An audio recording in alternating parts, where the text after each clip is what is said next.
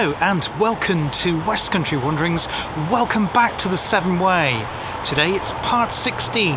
We're going to start our journey again here from the beautiful town of Bewdley, and we're going to make our way south to the town of Stourport-on-Severn, somewhere I've never been before. I'm really excited to look at that because of course it's got much connections to do with canals. Today's walk is actually going to be a shorter one than we've had previously on the series. One of the reasons I decided to do that is because it's been a little bit hotter. I don't like walking long distances when it's very warm, although it's been quite cold this morning starting off. We're going to set off from here shortly. Before we do though, I'll tell you a little bit more about the town here and also see if the museum is open, because that's really interesting, and I'll see if I can have a look through that too. So why not join me again here on West Country Wanderings along the Severn Way. Now, Bewdley's history began by one Roger Mortimer, who we've come across on the Severn Way before in the area around Shrewsbury.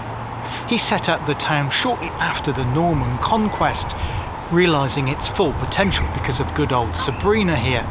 It became an important market town, but later in medieval times became an important trading point. Goods came up from the Bristol area, Bristol Channel, coming up from the port of Bristol, up from the Severn here, and from this point they were distributed across the whole of the West Midlands. So it was an important trading point, and you had wharves on both sides of the river. Later on, building on that, the town revived itself into Georgian times, and that's when you can see a lot of the buildings in this area have Georgian fronts to them, and you can see the wealth that was around the town in the 18th century. But today Bewdley is a really interesting place. Nice place to come and have a drink by the River Severn when the sun's out. It's starting to come out now. It's been a bit dull this morning, but it's starting to come out, and it's a good place just to chill out and have a wandering up and down by the banks of the river here in Worcestershire.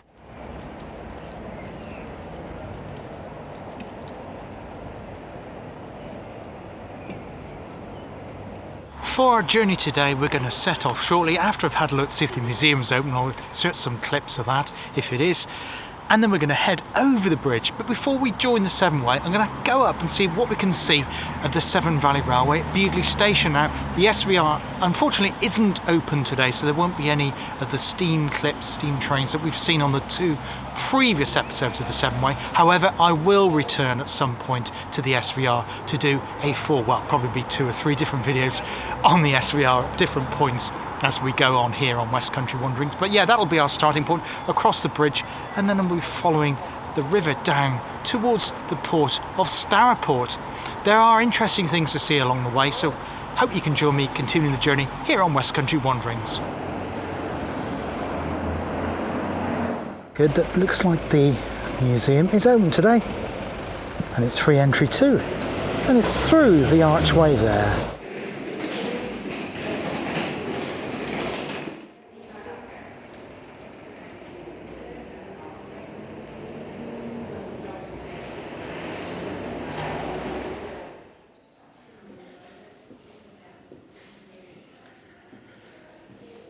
So you have gallery art space here. It was good to see the rudder there from that boat. It was once on the River Severn, owned by somebody from Epney down in Gloucestershire, just south of Gloucester, which we will see as we head further south along the river.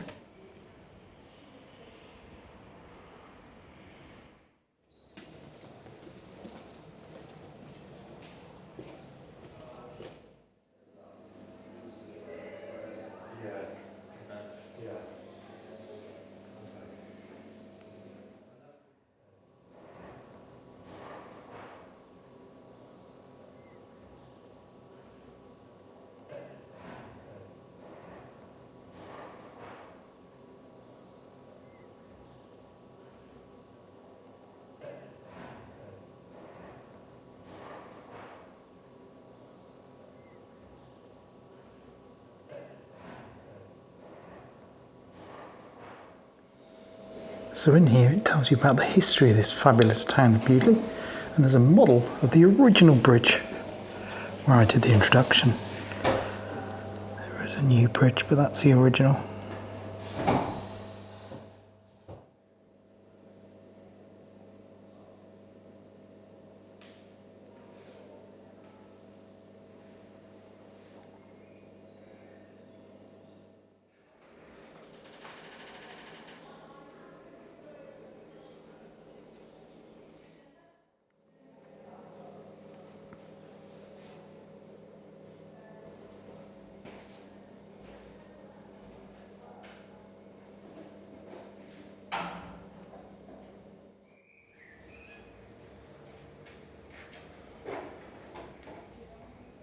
Alongside Bewdley Museum, which is excellent, I'll tell you more about my reflections on that in a bit, is this wonderful walled garden, being tended at the moment, nice flowers on display there.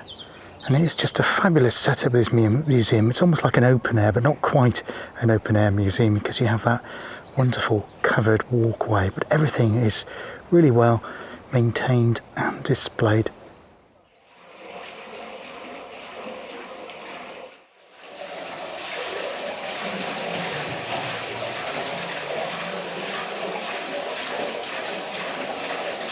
As you leave the museum Bewdley, you then enter the Queen Elizabeth II Gardens, Jubilee Gardens here. Gives you a little bit of space in the heart of the town, and tranquility too. Now, it's one of those Georgian houses I mentioned earlier. What a fabulous sight that is. While I'm in the gardens here, just reflect on that museum. It's really, really good. It tells you the story of the town. In terms of Sabrina, lots of reflections on the trade of the town, how it was set up, the goods that came into the town, the goods that came back out of the town, the wealth of the town. It also talks about the Mortimer family. As I say, we've come across on the Welsh marches before, continuing our journey along the river. And also there's some fabulous photos, like the one I managed to capture it, of people skating on the river towards the end of the 19th century, just showing you how cold it was then. I've never seen that photograph before. I've got a couple of books on the River Severn. I've not seen that photo. I'll include that now, and if I need to, I'll include a credit to it as well. But that was really good to see, and it's also well laid out in the museum too, and you've got that tremendous archway to work through, and it displays it on both sides of the archway. Really good. Okay, so what we're going to do now is head over that bridge, see what we can see of the SVR station here at Bewdley, and as I say, it's not open today, and then we'll head back down to join the Severn Way.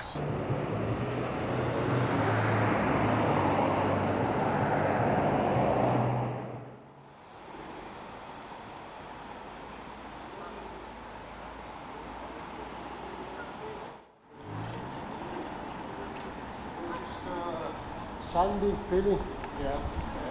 The back wall that was the original external wall, that's Stourport.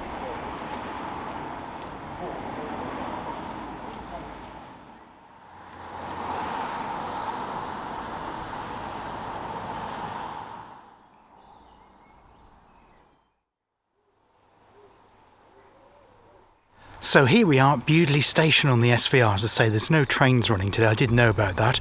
It's not always possible to time these things on the Severn Way with the good weather and trains running, but we did two out of three, ain't bad, I guess. But I will, as I say, I will come back here when the SVR is open to do a standalone video on the SVR, probably, as I say, 1 or 2. It is actually quite difficult walking from the town centre to here. It's all the signs are geared up, assuming everybody is arriving by car.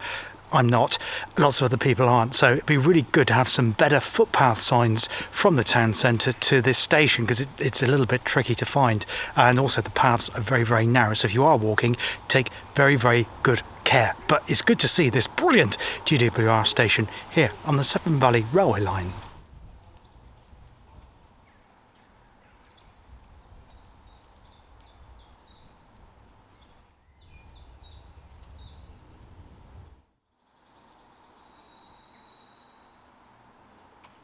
So here at Bewdley Station, managed to get a few shots of what it looks like. The gate onto the platform isn't open today, but you can kind of come around the side to get a shot of the station here. So we're going to do now, there's some phone ringing in the office there, I guess somebody's ringing up to see if there's any trains running today. No, there aren't. We're going to make our way down back the hill to rejoin Sabrina.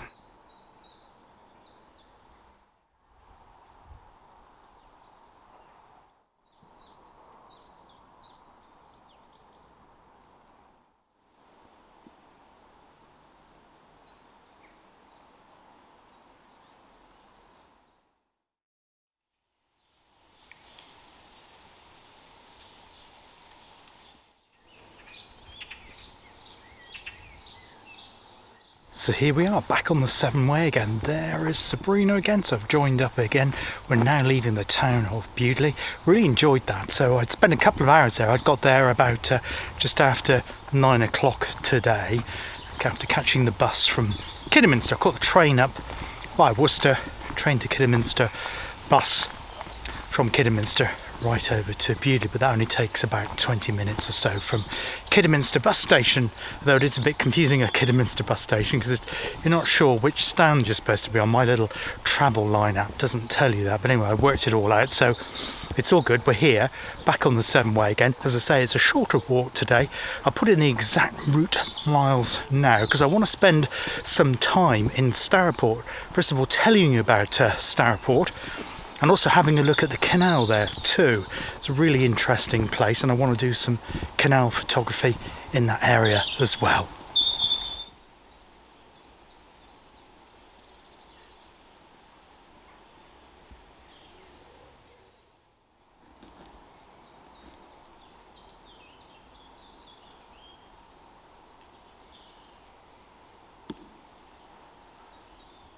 Now, the other day I had a comment on Facebook from a gentleman from Worcestershire County Council. He actually maintains the footpaths in the county.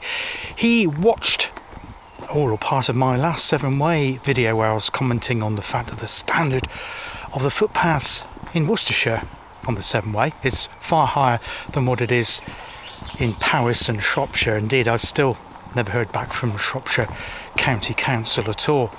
And I've just seen a couple of markers there, Severn Way markers. They look fairly new. Looks like they were replaced probably only in the last 18 months ago, so that's good to see. And also, he asked me if there was any issues with the Severn Way today, so I will keep a lookout. If there are any problems, I doubt if there will be any issues, but if there are, I'll feed that book to him. But it's lovely to hear from him.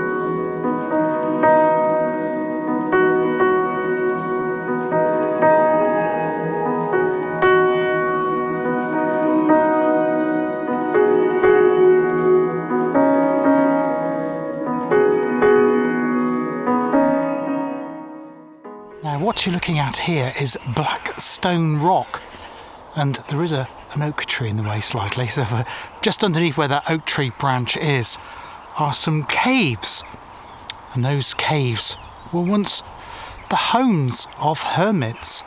Not sure how long ago that would have been, maybe the 18th century, perhaps earlier than that, but yes, this is Blackstone Rock and Blackstone Rock Caves. Really interesting. Of course, it's the red sandstone that we've seen many times before here along the Severn Way. We started to see it certainly as we were going into the town of Bridgenorth there. It was most noticeable, and it's been following us ever since. I'll see if I can get a little bit around there, but there is barbed wire, so we need to be careful. There we go.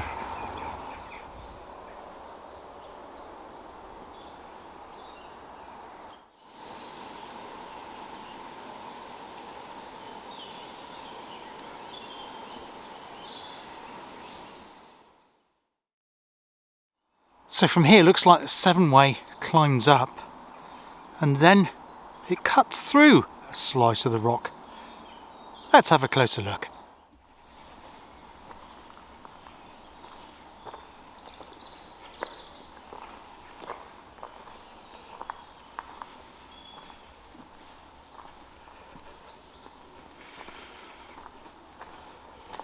Stop, you say. What was that on the right hand side? Yes, let's have a look at that. I know it's a little bit dark, so it might be a bit grainy, but I have no idea. These wonderful carvings here in the red sandstone. Yes, look at that. So 1, 2, 3, 4, 5, 6-sided petals. Not sure what that's supposed to symbolise. And then down here, have one in circle too. That's most interesting.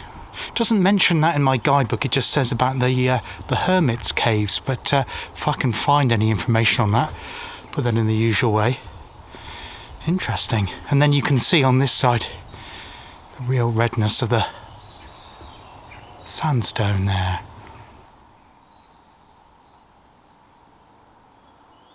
This is a nice spot. Some roses out here. Also, there's a seat over there too, so I might avail myself of that seat. Just have a quick rest, sip of water before we continue our journey on to Stourport-on-Severn.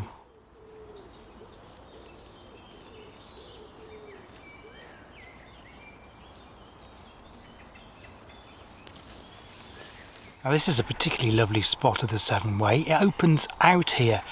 And it also says it's dedicated to, I think it was R.A. Stokes. Anyway, it's Stokes Wood. It said set up in 2009, which I guess is the wood that's behind me, though the trees look a little bit older than that. But I guess that's perhaps when it was gifted to the public. It does say the Severn Way goes down here, a bit further away from the Severn. But I've just noticed some people walking around on the bank that way. So I think I'll try that way first. It looks more interesting to get better open views of the River Severn that way. Also, lovely seat here. You don't get many seats on the River Severn. This one is dedicated to Dave Jones and Rob Wilson. Thank you guys for this lovely seat, because there aren't many on the Severn Way and you have to take advantage of them when you see them. Anyway, I'm just having a sip of water and I'll continue our journey to Stourport.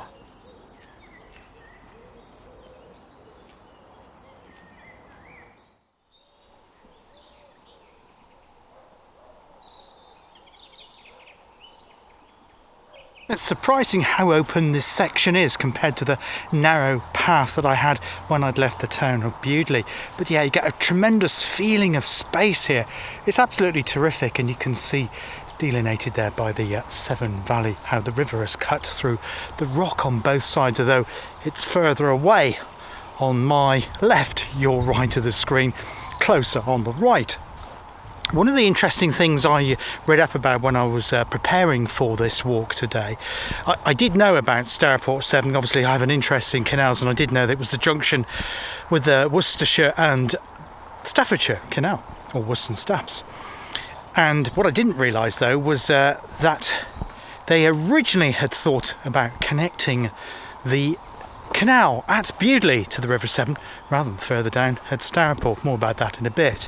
But yes, I think there was objection to the people in Bewdley, which tends to be a little bit posh, shall we say.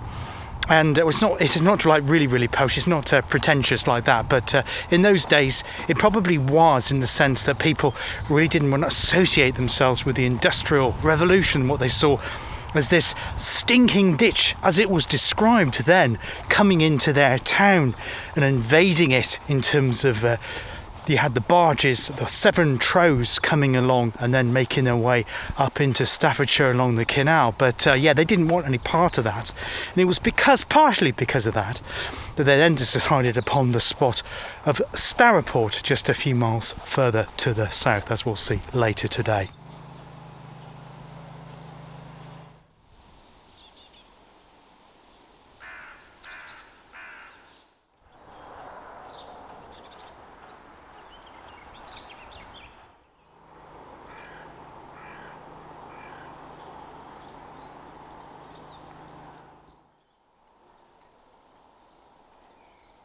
Just gone past Severn Bank Park, which is a private residential area. I didn't want to film too much there. They've obviously got fantastic views right across the river.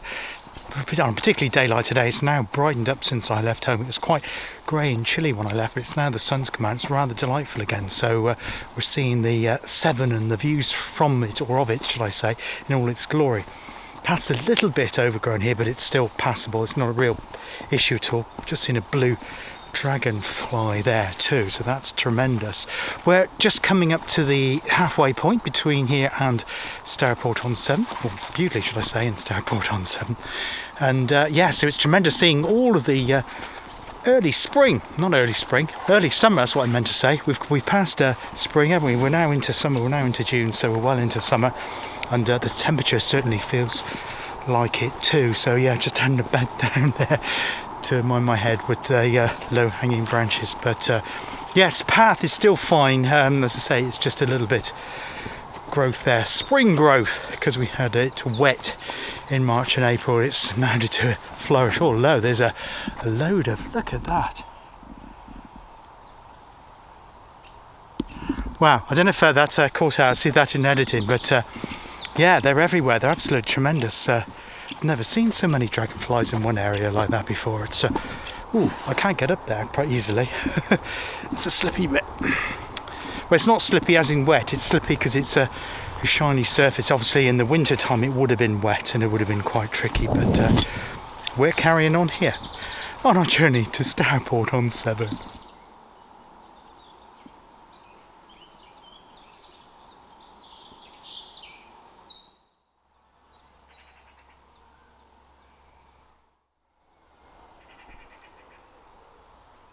Now the Severn Way footpath has widened out and we've got roses in the hedgerows there too. Just insert a clip of that. There was a ladybird, I couldn't quite get a clip of that.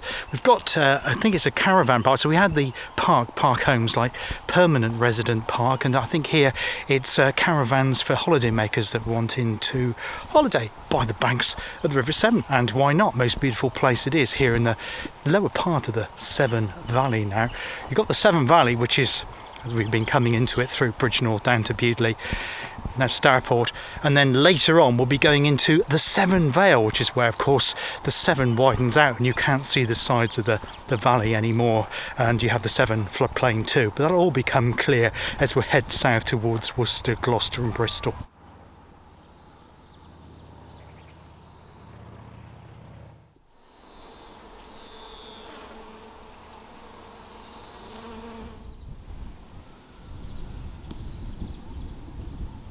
Yes, it's definitely worth heeding the warning of this sign too, because I've said many times on doing the Severn Way, the Severn is a very dangerous river.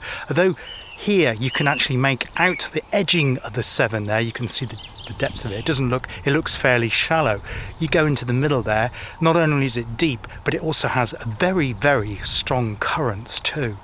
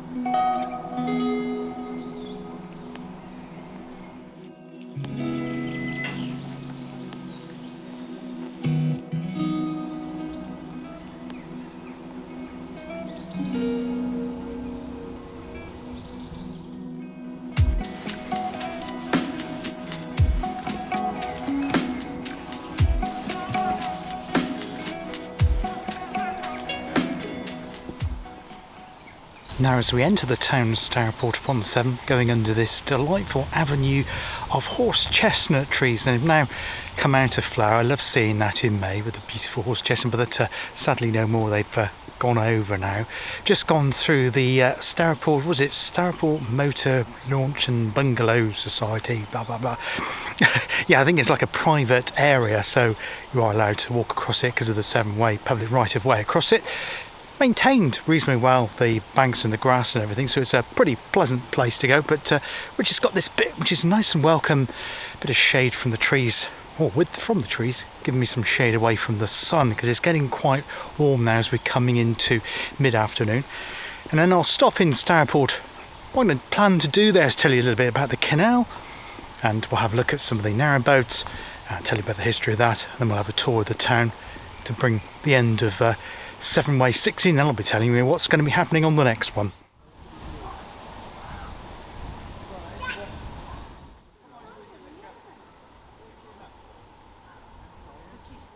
So here we are in Stourport. Stourport also marks the point that the River Severn, below here, towards the city of Gloucester, is navigable. So this is the first time we've really seen boats on the River Severn properly. Mainly leisure craft these days though. This is the River King that was built in Hull in 1931. In the Second World War she was requisitioned by the armed forces, used in the Bristol Channel area to tow and repair targets that were used for bombing craft there. Now she's in semi-retirement, offering day trips during the summer months. So by the banks of the River Severn, it's almost got like a seaside feel to it, with this crazy gulf here, and beyond that there's rides for children, places you can buy ice cream and cold drinks too. Just stopped here for filming at the moment, and I got myself, I'm careful not to, you can see that, look at the size of that.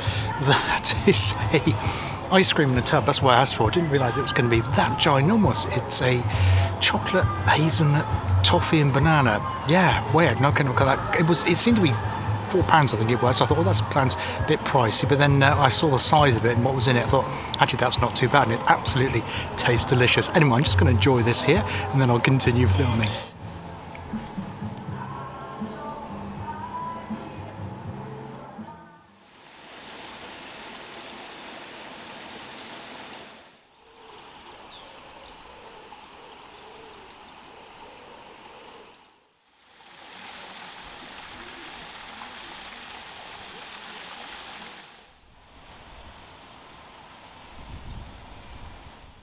Well, I've made it to this most delightful spot here at Stourport-on-Severn, River Severn there.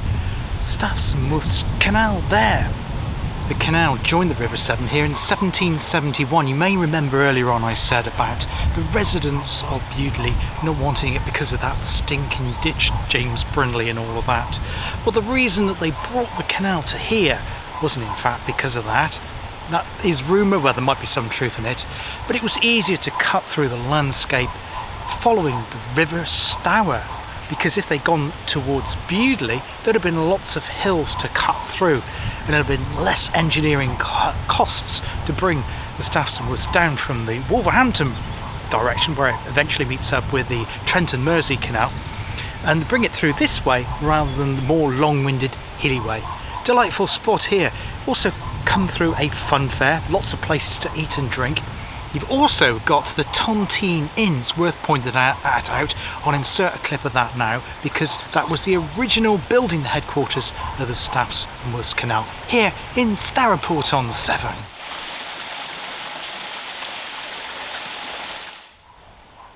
Now, the other thing to point out at this location, like I said, that the River Severn is navigable from here, heading south towards the city of Gloucester, where it joins the Gloucester and Sharpness Canal and then down to the Bristol Channel, is that there are two links between the River Severn and the Staffs and Woods. There's this one here, which is the one you use if you have a wide beam boat, and there are a set of staircase locks, which we'll have a look at next if you have a narrow boat.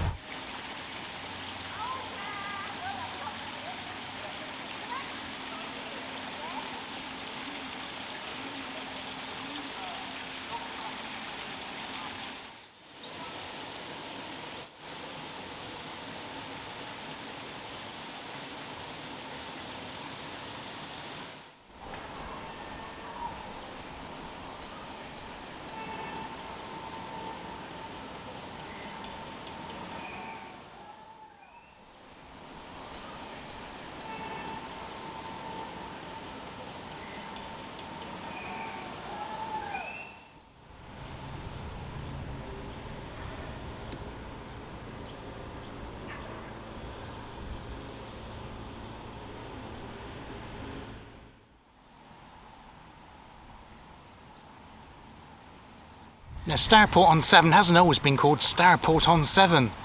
This town actually only began to expand when the canal arrived. Before that there was virtually nothing here. In fact, it wasn't called Stourport-on-Severn at all. it was called Lower Mitton. It was a village, well, barely just a hamlet really. There is a Higher Mitton, I think, close by too. So when the canal arrived, of course, trade expanded with that. There is a place called Mitton Street in Stourport-on-Severn. Perhaps I'll have a look at, see if I've got time to photograph that, where there are 2 cottages. And they're the original 2 cottages from when this place here at Stourport-on-Severn was called Lower Mitton.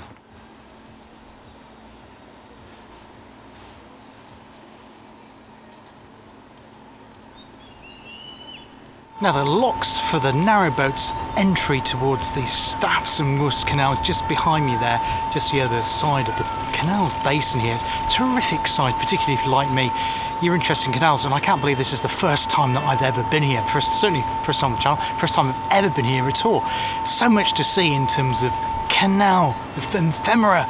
You get that real atmosphere, what this place must have been like back in the 18th century. That must have been quite an occasion for the town, as the canal cut through, working its way south from Wolverhampton.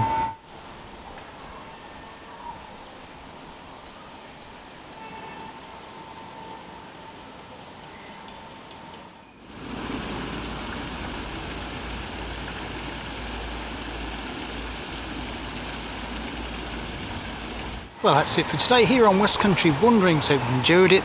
Part 15 of the Severn Way. We will be returning from here next time. We've got a long journey south from here, passing through the village of Holt as we make our way south to the city of Worcester. I'm going to conclude the video today with some photographs taken around Stourport. Hope you enjoyed them. Take care of yourselves, look after yourselves, and I hope to see you on the channel again very, very soon. All the best for now. Cheers. Goodbye.